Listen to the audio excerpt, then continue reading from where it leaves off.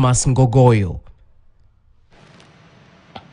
Now, after a brief recess, members of parliament and senators are set to return to their respective chambers tomorrow, with high-stakes discussions and key legislative matters awaiting them.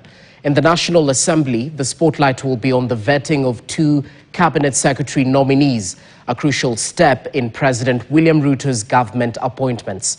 Meanwhile, across the hall, senators fresh from their one-week break will shift focus to the implementation of the National Dialogue Committee's recommendations, setting the stage for major governance and electoral reforms.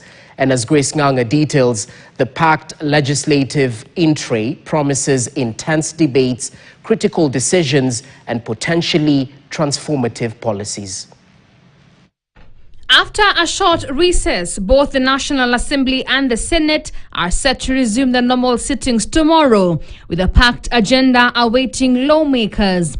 For members of parliament, the spotlight will be on the vetting of 2 new cabinet secretary nominees, Hannah Wendot Cheptumo, nominated to head the gender docket, and Mbeere North Member of Parliament Geoffrey Roko, tapped to replace Justin Muturi as Public Service CS. The Appointments Committee will scrutinize their suitability before presenting its report to the House. Thank you, Mr. Speaker. Hannah Wendot Cheptumo, the widow of the late Baringo Senator William Cheptumo, stepped into the nomination ring after the National Assembly previously rejected Selasoy Langat's appointment to the same ministry. Langat failed to convince lawmakers of her qualifications in August 2024, leading to the prolonged vacancy.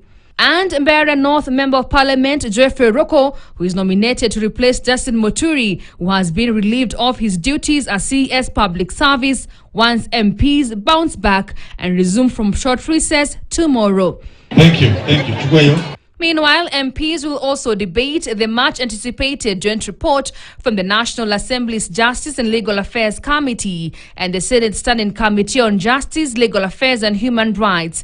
This report, rooted in the National Dialogue Committee (NADCO) discussions, is expected to shape governance and electoral reforms. Key legislative proposals lined up for deliberation include the Political Parties Amendment Bill 2024 and Elections Amendment Bill 2024, both products of NADCO's recommendations. Over in the Senate, the House will consider proposals from the Multi-Sectoral Working Group on the 2/3 gender principle, a matter that has remained a sticking point in the country's governance landscape. The lawmakers will equally engage, delving into the NADCO's report and related reforms bill, with governance and electoral changes on the table. Senators will play a crucial role in shaping policies that could redefine Kenya's political landscape. Grace Nganga, KTN. To electoral matters now.